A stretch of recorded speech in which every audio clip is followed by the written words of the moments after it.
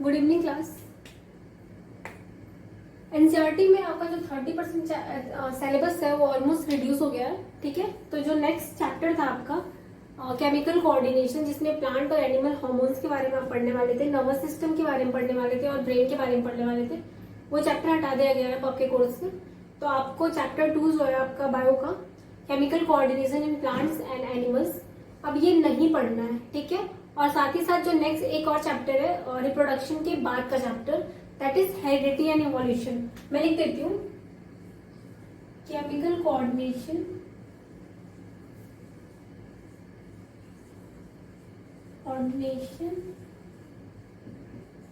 In plants, ठीक है, and animals. ठीक है, ये chapter and heredity and evolution. ठीक है, ये दो चैप्टर्स आपके कोर्स से हट गया है, जो आपका इस साल का जो सिलेबस रिड्यूस हुआ है उसमें। तो ये दोनों चैप्टर्स आपको अब नहीं पढ़ना है। अब जो बायो का एक मेन टॉपिक बचा हुआ है, that is reproduction, reproductive health. ठीक है, रिप्रोडक्शन एंड रिप्रोडक्टिव हेल्थ, उसी को आपको डिटेल में पढ़ना है। और उसके बाद जो चैप्टर्स हैं वो मेनली इकोलॉजी के हैं, या फिर आप बोल सकते हो इन्वायरमेंटल साइंस के हैं। ठीक है, उससे भी हम डील करेंगे। लेकिन आज हम जो चैप्टर देखेंगे that is reproduction and reproductive health.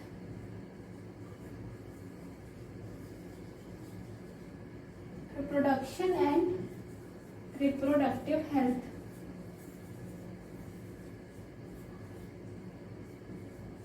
ठीक है, आज हम इस चैप्टर को डिटेल में देखेंगे। तो आपका एनसीईआरटी में जो ये कॉन्सेप्ट है, ये मेनली बेस्ड है प्लांट्स और एनिमल्स में। ठीक है ना, प्लांट्स में इन जनरल रिप्रोडक्शन कैसे होता है और एनिमल्स में रिप्रोडक्शन का क्या कॉन्सेप्ट है, ये इसमें हम इसको डिटेल में देखेंगे। साथ ही जो जनरल फॉर्म्स ऑफ रिप्रोडक्शन है, ठीक है ना, टाइप्स ऑफ रिप्रोडक्शन, उसको डिटेल में देखेंगे। और इसके बाद ह्यूमंस की बात करेंगे, ह्यूमन रिप्रोडक्टिव ऑर्गन्स के बारे में, male reproductive organ and female reproductive organs के बारे में। और उसके साथ साथ जो एसेसरी ग्लैंड्स हैं, ठीक है, उनके बारे में हम डिटेल में पढ़ेंगे। और उसके बाद रिप्रोडक्टिव हेल्थ के बारे में बात करेंगे। ठीक है, तो बेसिकली हम स्टार्ट करते हैं। रिप्रोडक्शन की प्रोसेस क्या है, ठीक है, what is reproduction, why reproduction occurs. ठीक है, और उसके बाद हम अभी आज की जो वीडियो है उसमें हम देखते हैं what is reproduction, why reproduction occurs and reproduction से जो वेरिएशन होता है पॉपुलेशन में वो कैसे होता है। ठीक है, और साथ ही साथ आप जो टाइप्स ऑफ रिप्रोडक्शन है उसको एज अ फ्लो चार्ट के थ्रू देखेंगे। ठीक है ना, तो चलिए स्टार्ट करते हैं। सबसे पहला कॉन्सेप्ट तो यही है कि रिप्रोडक्शन की डेफिनेशन क्या है। ठीक है,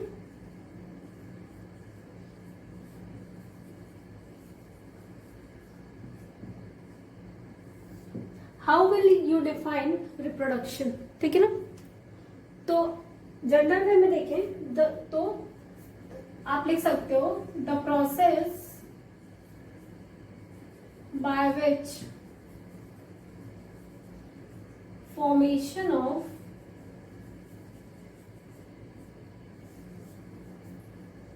young ones or individuals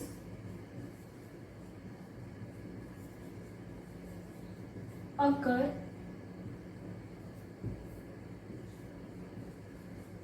ठीक है, is known as reproduction। ठीक है, तो रिप्रोडक्शन एक ऐसी प्रोसेस है ह्यूमन बॉडी में या फिर किसी भी लिविंग थिंग में, जिससे उनके ही जैसे कोई यंग वंस या फिर इंडिविजुअल्स फॉर्म होते हैं।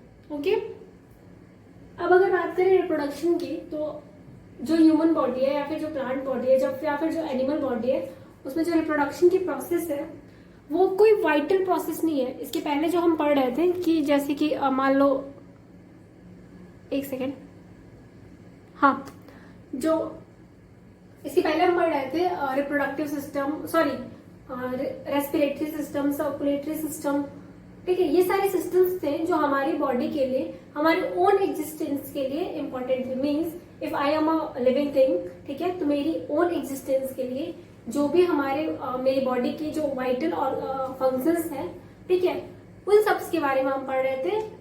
किस चैप्टर में, कौन सा चैप्टर था आपका?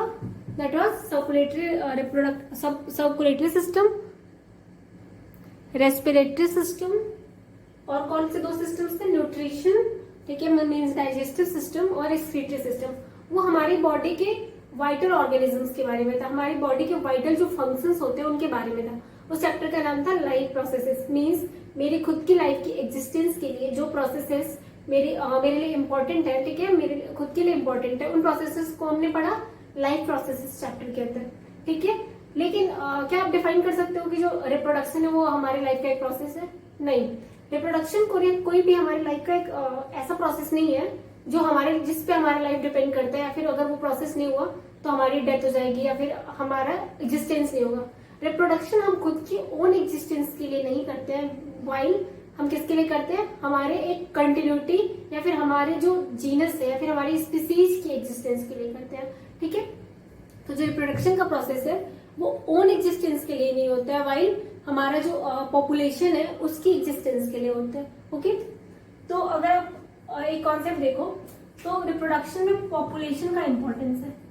मीन्स अगर किसी भी चीज की वैरायटी होगी, ठीक है, जैसे कि मेरी अगर ह्यूमन बॉडी अगर है या फिर ह्यूमन बीइंग्स है तो उनकी एक लाइफ स्पैन होता है, लाइफ एज होती है, एक एज के बाद उनकी डेथ हो जाती है। तो अगर वो अपने जैसे यंग इंडिविजुअल्स ना प्रोड्यूस करे तो एक टाइम के बाद, एक एज के बाद उनकी पूरी एग्जिस्टेंस ही खत्म हो जाएगी। तो एग्जिस्टेंस को मेंटेन करने के लिए, ठीक है, अर्थ पे अपनी एग्जिस्टेंस को मेंटेन करने के लिए जितने भी लिविंग थिंग्स हैं वो रिप्रोड्यूस होते हैं, बिकॉज उनका एक आप कह सकते हो एक आइडेंटिकल या फिर एक स्टेबल लाइफ ड्यूरेशन होता है, एक एवरेज लाइफ ड्यूरेशन होता है, उसके बाद उनकी डेथ हो जाती है, ठीक है ना। वो नॉन लिविंग थिंग की तरह परमानेंटली सर्वाइवल नहीं होते हैं, उनका एक पर्टिकुलर लाइफ स्पैन होता है जिसके बाद उनकी लाइफ खत्म हो जाती है। तो अपने पॉपुलेशन को एग्जिस्ट कराने के लिए या फिर अपनी कंटिन्यूटी अर्थ पे मेंटेन करने के लिए जो लिविंग थिंग्स है वो रिप्रोड्यूस करते हैं, ठीक है ना। अगर आप देखो तो रिप्रोडक्शन की प्रोसेस, तो रिप्रोडक्शन की जो प्रोसेस होती है उसमें इमेंस अमाउंट ऑफ एनर्जी की रिक्वायरमेंट होती है, बहुत सारा अमाउंट ऑफ एनर्जी यूज होता है रिप्रोडक्शन की प्रोसेस में, ओके। तो ये जो प्रोसेस है ये एक हाईली एनर्जी कंज्यूमिंग प्रोसेस है, ओके। अब देखते हैं कि हमने बात करी कि जो रिप्रोडक्शन होता है वो मेनली पॉपुलेशन की एग्जिस्टेंस के लिए इंपॉर्टेंट है, ठीक है। तो पॉपुलेशन के थ्रू क्या हम जो रिप्रोड्यूस करते हैं वो हमारे सेम एज यूजुअल होते हैं या फिर उनकी कोई वैरायटी होती है या फिर उनमें वेरिएशन होता है। तो एक्चुअली जो रिप्रोडक्शन होता है उससे जो यंग इंडिविजुअल्स फॉर्म होते हैं, मीन्स रिप्रोडक्शन में आप बोल सकते हो कि लाइक वंस बनते हैं, ठीक है ना। मतलब ह्यूमन बॉडी, एक ह्यूमन को ही रिप्रोड्यूस करके प्रोड्यूस करता है, ना कि ह्यूमन से कोई प्लांट नहीं बन जाता है या फिर ह्यूमन से इंसेक्ट नहीं बनता है, ठीक है ना। तो वैसे ही एक कॉन्सेप्ट में आप देख सकते हो या फिर आप बोल सकते हो कि जो लिविंग थिंग्स होते हैं वो सेम एज या फिर अपने जैसे ही रिप्रोड्यूस करते हैं, अपने जैसे फीचर, शेप, साइज, ठीक है, के ऑर्गेनिज्म को रिप्रोड्यूस करते हैं। लेकिन क्या वो एग्जैक्टली सेम होते हैं?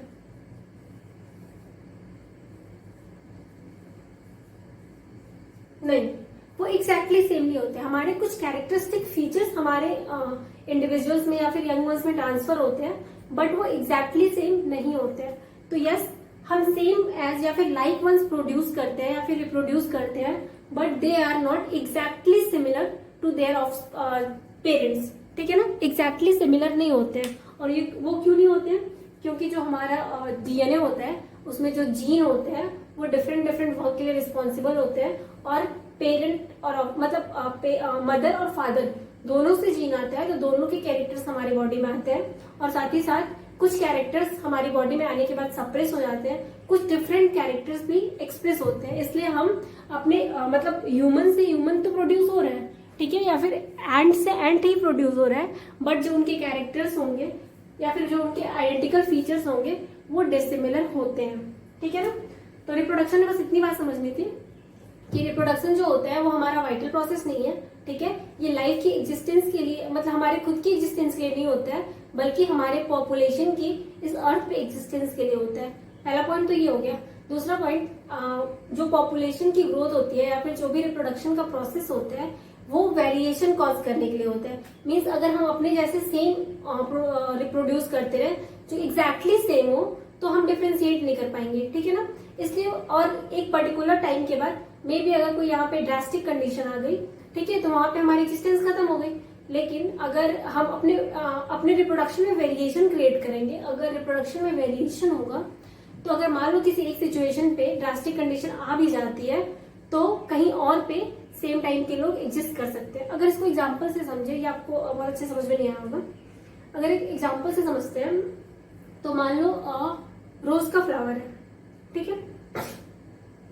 तो जो रोज का फ्लावर है, अगर मान लो रेड रोज का जो है फ्लावर होते हैं वो टेम्परेट या फिर किसी ऐसे रीजन में एग्जिस्ट कर रहे हैं, जो रेड रोज होते हैं वो टेम्परेट कंडीशन में एग्जिस्ट कर रहे हैं, ठीक है ना। और फ्लावर की एक वैरायटी है व्हाइट रोज या फिर पिंक रोज आप बोल लो, ठीक है, वो एक डिफरेंट कंडीशन में एग्जिस्ट करती है। उसको टेम्परेट कंडीशन नहीं चाहिए, उसको कुछ अगर आप कोई समर कंडीशन चाहिए ऐसे बोल दो, ठीक है, या फिर उसको इक्वेटोरियल कंडीशन चाहिए, ठीक है। तो अगर मान लो रोज की एक वैरायटी टेम्परेट कंडीशन में कोई नेचुरल कैलामिटीज आ गई, मान लो बाढ़ आ गया या फिर मान लो बहुत ज्यादा बारिश हुई और पूरा रोज की वैरायटी खत्म हो गई, ठीक है, तो आप एक्सपेक्ट कर सकते हो कि उसकी जो दूसरी वैरायटी जो कहीं और किसी और कंडीशन में सरवाइव कर सकती है वो बची हुई है, ठीक है ना। और इस तरह से जो रोज की वैरायटी पूरी ही एक्सटेंट नहीं हो रही है, उसकी कोई दूसरी वैरायटी कहीं और पे एग्जिस्ट है और वो मे भी अपने वैरायटी को फिर से एक्सपेंड करेगा। इसीलिए जो रिप्रोडक्शन होता है उसमें मेनली वेरिएशन होता है। वेरिएशन क्यों होता है? ताकि डिफरेंट एटमॉस्फेरिक कंडीशन या फिर डिफरेंट कंडीशंस के अकॉर्डिंग जो लिविंग वंस हैं वो अपने अकॉर्डिंग अपने आप को स्टेबल कर सकते हैं। और अगर मान लो किसी एक प्लेस की पॉपुलेशन को इफेक्ट पड़ता है तो उसके जो दूसरे वेरिएशन है जो दूसरी प्लेस पे है वो सरवाइव करके उसकी कंटिन्यूटी को आगे प्रोलॉन्ग एक्सप्लेन कर सकते हैं, ठीक है ना।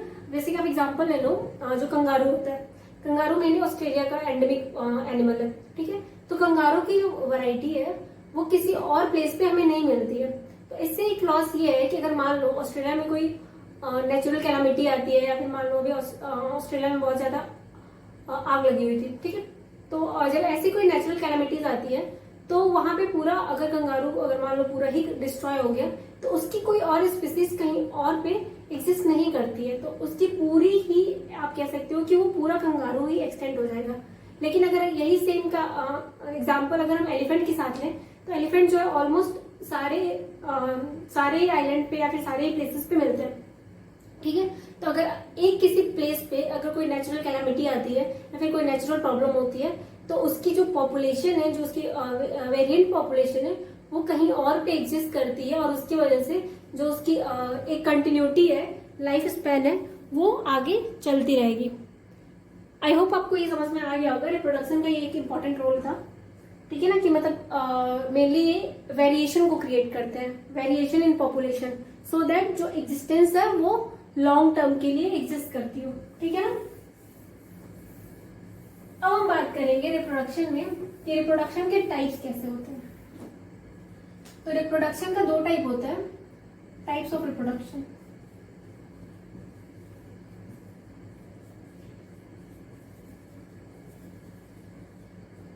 तो रिप्रोडक्शन 2 टाइप के होते हैं, sexual reproduction and asexual reproduction, ठीक है। तो इस टर्म को समझते हैं, सेक्सुअल रिप्रोडक्शन क्या होता है और असेक्सुअल रिप्रोडक्शन क्या होता है। एसेक्सुअल रिप्रोडक्शन जो होता है उसमें मेनली कोई गैमीट्स का फॉर्मेशन नहीं होता है, मींस कोई 2 अपोजिट पेरेंट्स मेल या फीमेल पार्टिसिपेट नहीं करते हैं, ठीक है ना। एक इंडिविजुअल ही रिप्रोड्यूस करके नया इंडिविजुअल फॉर्म कर सकता है, ठीक है ना। 1 और more than 1 individual can reproduce selfly and can produce new ones, ठीक है। तो ये किसकी डेफिनेशन थी? असेक्सुअल या फिर एसेक्सुअल रिप्रोडक्शन की। इसमें कोई मेल एंड फीमेल पेरेंट या फिर पार्टनर का रोल नहीं होता है एसेक्सुअल रिप्रोडक्शन में। While in sexual reproduction there is importance of male and female partner, ठीक है, two different opposite partners, ठीक है, to form a gamete, and after the formation of gamete, these gametes will join with each other, या फिर these gametes will fuse with each other and form a new ones, या फिर form a zygote which will lead to formation of new ones, ठीक है। तो asexual और sexual reproduction की definition हो गई। अब देखते हैं एसेक्सुअल रिप्रोडक्शन कितने टाइप्स के होते हैं। तो रिप्रोडक्शन को अगर आप देखो, आज मैं चार्ट के फॉर्म में आपको एक्सप्लेन कर रही हूँ, जो नेक्स्ट क्लास होगी उसमें हर एक टाइप्स को हम डिटेल में देखेंगे, ठीक है। आज सिर्फ चार्ट के फॉर्म में मैं आपको रिप्रेजेंट कर रही हूँ। तो the types of reproduction is asexual reproduction,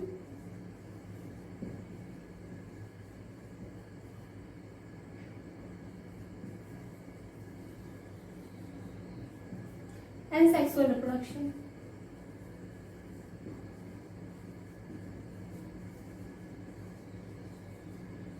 ठीक है, सेक्सुअल रिप्रोडक्शन में दो पार्टनर या फिर दो पेरेंट होने चाहिए, that will be, one will be male and second will be female, ठीक है। और उसमें गैमेट्स बनते हैं। ये सेक्सुअल रिप्रोडक्शन में सिंगल पेरेंट से भी रिप्रोडक्शन हो सकता है, means there is no need of male and female parent, ठीक है। One parent is sufficient for asexual reproduction, ठीक है। एसेक्सुअल रिप्रोडक्शन के टाइप्स होते हैं कुछ, and they are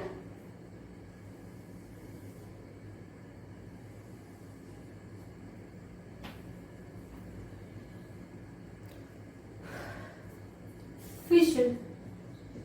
The first one is fission.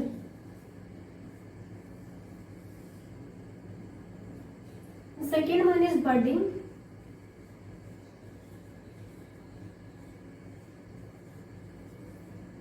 इन सबको डिटेल में हम देखेंगे एक एक करके। अब इसे मैं एक चार्ट के फॉर्म में बना रही हूँ, आप इसे ड्रॉ कर लेना। अगर आप इसे ड्रॉ कर लेते हो और इसके साथ इसके एग्जांपल्स लिख लेते हो तो आपको आइडेंटिफाई करने में या फिर देखने में ये याद करने में इजी हो जाएगा कि बडिंग का एग्जांपल क्या है, ठीक है। अगर बडिंग हो रहा है तो उसका एग्जांपल कौन कौन से होते हैं, अगर फिशन हो रहा है तो उसके एग्जांपल कौन से होंगे, ठीक है ना।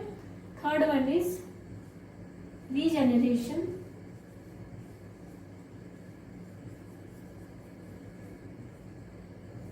And fragmentation,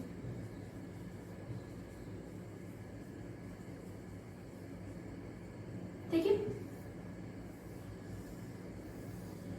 regeneration and fragmentation. Fourth one is spore formation,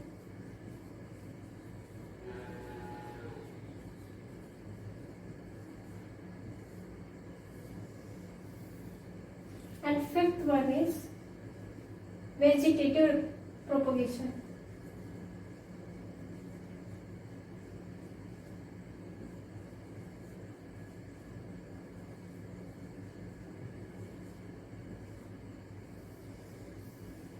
ठीक है, तो आपको एसेक्सुअल रिप्रोडक्शन में मेनली 5 टाइप के रिप्रोडक्शन याद रखने हैं।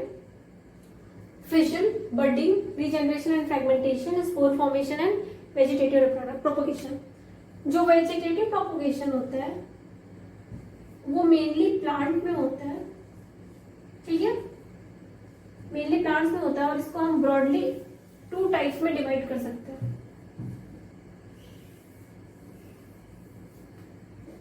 ठीक है। इसको हम 2 टाइप्स में डिवाइड कर सकते हैं, that is natural and artificial. Means जो वेजिटेटिव प्रोपोगेशन होता है वो 2 टाइप्स में हो सकता है, natural vegetative propagation and artificial vegetative propagation, ठीक है। अब देखो, एसेक्सुअल रिप्रोडक्शन है, केवल एक पेरेंट की अवेलेबिलिटी एनफ है रिप्रोडक्शन के लिए, ठीक है। तो फिशन, तो इसमें देखते हैं सबसे पहले फिशन। फिशन का मतलब क्या होता है कि एक पेरेंट ब्रेक हो जाए, वो हाफ डिवाइड हो जाए, ठीक है, या फिर डिफरेंट डिफरेंट पार्ट में डिवाइड हो जाए और बहुत सारे यंग वंस बना ले, ठीक है। इसको हम बोलते हैं फिशन। फिशन का एग्जांपल, बहुत अच्छा एग्जांपल है अमीबा, जो लोअर एनिमल्स होते हैं मेनली वही एसेक्सुअल रिप्रोडक्शन करते हैं, ठीक है। जो हायर क्लास के एनिमल्स होते हैं वो मेनली सेक्सुअल रिप्रोडक्शन करते हैं, ठीक है ना। जो लोअर एनिमल्स होंगे वो एसेक्सुअल रिप्रोडक्शन करेंगे, जो हायर क्लास के एनिमल होंगे वो सेक्सुअल रिप्रोडक्शन करते हैं, ठीक है ना। उसमें मेल और फीमेल जो होते हैं वो अलग अलग होते हैं और वो गैमेट्स बना के गैमेट्स के थ्रू रिप्रोडक्शन करते हैं। लेकिन जो लोअर प्लांट और एनिमल्स होते हैं ये एक जनरल फॉर्म है, ये प्लांट और एनिमल दोनों के लिए ही है, ठीक है। उनमें जो रिप्रोडक्शन होता है मेनली एसेक्सुअल होता है। तो फिशन का एग्जांपल हो गया अमीबा और पैरामीशियम, ठीक है ना। ऑलमोस्ट आप देखना कि ऑलमोस्ट 2 एग्जांपल्स याद रख सको। बर्डिंग का एग्जांपल होता है बर्डिंग का एग्जांपल ईस्ट एंड हाइड्रा, ठीक है।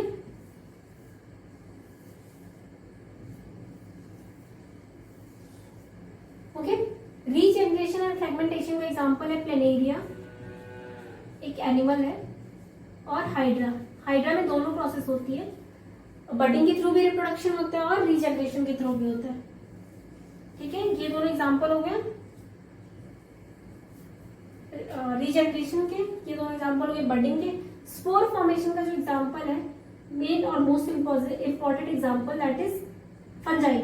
जितने भी फंजाई होते हैं वो मेनली डिफरेंट टाइप्स के स्पोर बना के रिप्रोडक्शन करते हैं। मीन्स उनमें एक सीड फॉर्मेशन होता है, स्पोर्स बनते हैं और वो स्पोर्स बाद में न्यू यंग वंस या फिर न्यू फंजाई को की ग्रोथ करते हैं, ठीक है।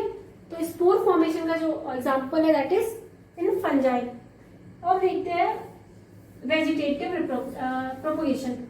वेजिटेटिव प्रोपोगेशन मेनली प्लांट्स में होता है, ठीक है। वेजिटेटिव प्रोपोगेशन का सिंपल सा मतलब है कि डिफरेंट पार्ट्स जो होते हैं प्लांट के, लाइक स्टेम, लीफ, ये सब ब्रेक हो जाए, टूट जाए प्लांट से और एक नए प्लांट को फॉर्म कर दें, ठीक है ना। तो इसको हम बोलेंगे वेजिटेटिव प्रोपोगेशन। अब देखो ये 2 टाइप के हो सकते हैं, नेचुरल भी हो सकता है और आर्टिफिशियल भी हो सकता है। मीन्स वेजिटेटिव प्रोपोगेशन जो होगा वो आर्टिफिशियल भी हो जाएगा, हो सकता है, और नेचुरल भी हो सकता है। एग्जाम्पल देखो तो आपने देखा होगा पोटैटो, नेचुरल का 2 एग्जाम्पल याद रखो, पोटैटो और टर्मरिक, ठीक है। आपने देखा होगा पोटैटो है, इसके यहाँ पे बड्स निकलते हैं थोड़े बहुत, और यहाँ पे आप इसको कट करके इन तीनों को अलग अलग 3 पार्ट में लगा दोगे और तीनों से 3 पोटैटो के प्लांट बन जाएंगे, ठीक है। तो ये एक एग्जांपल है वेजिटेटिव प्रोपोगेशन का नेचुरल। आर्टिफिशियल में क्या याद रखना है, ग्राफ्टिंग। ग्राफ्टिंग हो गया, कटिंग हो गया, ठीक है। These are the example of artificial propagation. अब आर्टिफिशियल प्रोपोगेशन में क्या होता है, जो ह्यूमन मेड होता है, मतलब हम लोग आर्टिफिशियली यूज करते हैं, ठीक है ना।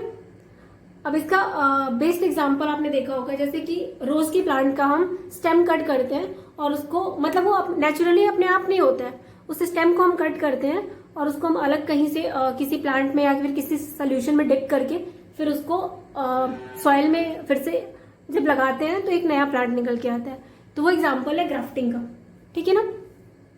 तो अभी तक जो मैंने बात करी that was related to asexual reproduction. 5 types के रिप्रोडक्शन याद रखने हैं, fission, budding, regeneration and fragmentation, spore formation और वेजिटेटिव रिप्रोडक्शन, ठीक है ना। जो वेजिटेटिव प्रोपोगेशन होगा उसको 2 पॉइंट पे याद रखोगे, नेचुरल और आर्टिफिशियल, दोनों के एग्जांपल याद रखोगे।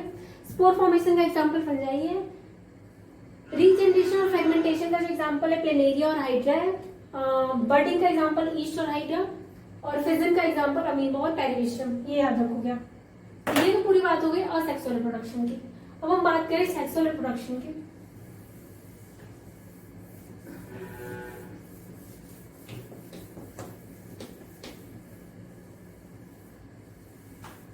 तो सेक्सुअल रिप्रोडक्शन के कोई डिफरेंट टाइप्स नहीं होते हैं, ठीक है।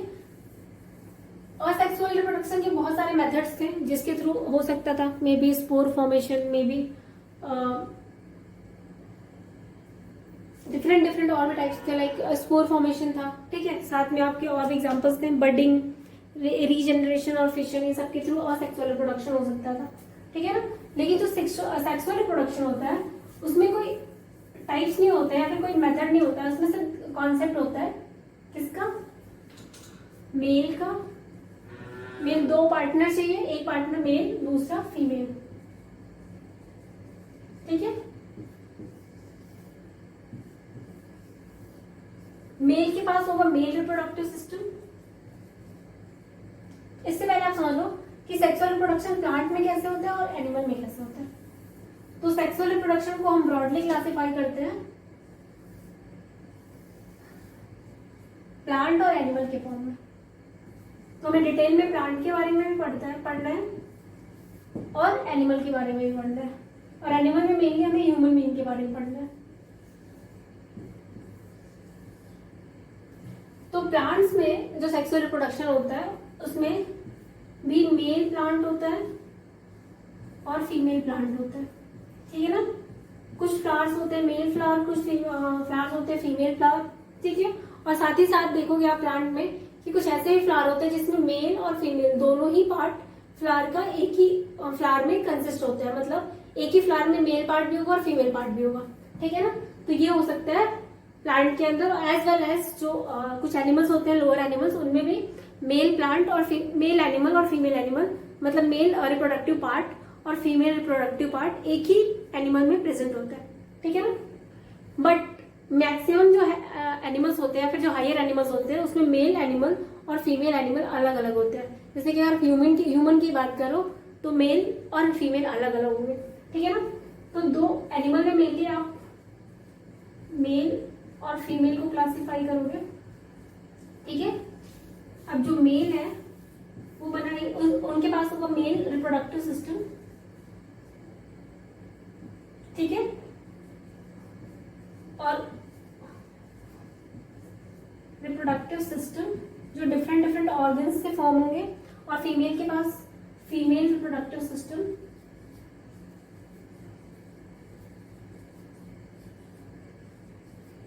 जो डिफरेंट ऑर्गन्स के थ्रू फॉर्म होंगे।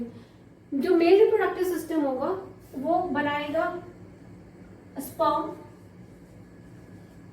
जो फीमेल रिप्रोडक्टिव सिस्टम होगा वो बनाएगा ओवा, और यही स्पर्म और ओवा जिसको हम बोलते हैं गैमेट्स, ठीक है। स्पर्म और ओवा को हम गैमेट्स बोलते हैं, और यही दोनों जब कंबाइन होते हैं तो सेक्सुअल रिप्रोडक्शन की प्रोसेस होगी, ठीक है। और यहाँ पे बनेगा जाइगोट, और जाइगोट से न्यू यंग वंस की स्टार्ट होगी, ठीक है ना। तो ये तो एक बेसिक स्ट्रक्चर हो गया सेक्सुअल रिप्रोडक्शन का। एनिमल और प्लांट्स में दोनों में सेम ही तरीके से होता है, और मैंने मेनली आपको एनिमल्स के बारे में बताया, प्लांट में भी सेम एज होता है, ठीक है ना। तो ये हो गया आपका एक बेसिक मेथड रिप्रोडक्शन का इन सेक्सुअल रिप्रोडक्शन का इन एनिमल्स एंड प्लांट्स, ठीक है। अब सेक्सुअल रिप्रोडक्शन को समझने से पहले एक चीज और समझना होगा आपको कि जो डिवीजन होता है सेल्स का वो मेनली दो टाइप के होते हैं, ठीक है।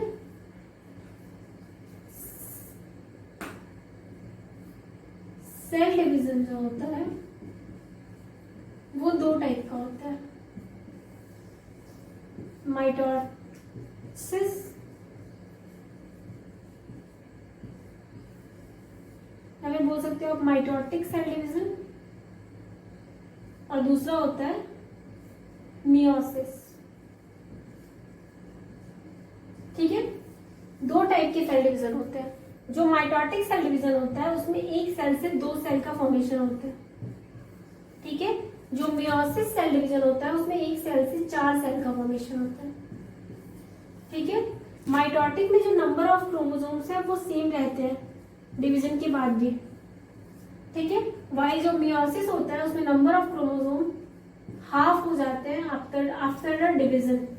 देखो यहाँ पे नंबर ऑफ क्रोमोसोम अगर 2n था तो हाफ होके n हो गया, यहाँ पे नंबर ऑफ क्रोमोसोम 2n था तो आफ्टर डिवीजन भी नंबर ऑफ क्रोमोसोम सेम रहता है। जो माइटोटिक सेल डिवीजन होता है वो मेनली बॉडी की ग्रोथ, ये प्लांट और एनिमल दोनों में सिमिलर होता है, ग्रोथ एंड डेवलपमेंट में रोल प्ले करता है। मतलब जब प्लांट या फिर एनिमल की ग्रोथ और डेवलपमेंट करानी होती है तो कौन सा सेल डिवीजन होता है, तो that is mitotic cell division, ठीक है। लेकिन जब रिप्रोडक्शन करना होता है तो मियोसिस होता है। तो रिप्रोडक्शन के टाइम पे जो सेल डिवीजन होता है वो मियोसिस होता है। और ये क्यों होता है?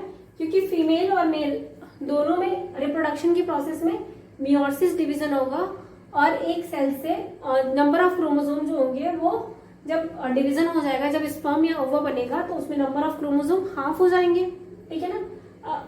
और जैसे ही फर्टिलाइजेशन होगा, जो फर्टिलाइजेशन की प्रोसेस होगी, जब दोनों की मेटिंग होगी स्पर्म और ओवा की, तो एक के पास हाफ क्रोमोसोम है, दूसरे के पास भी हाफ क्रोमोसोम है। जब दोनों मेट करेंगे या फिर दोनों जब जाइगोट बनाएंगे तो फिर से एक कंप्लीट क्रोमोसोम का स्ट्रक्चर बन जाएगा, ठीक है ना।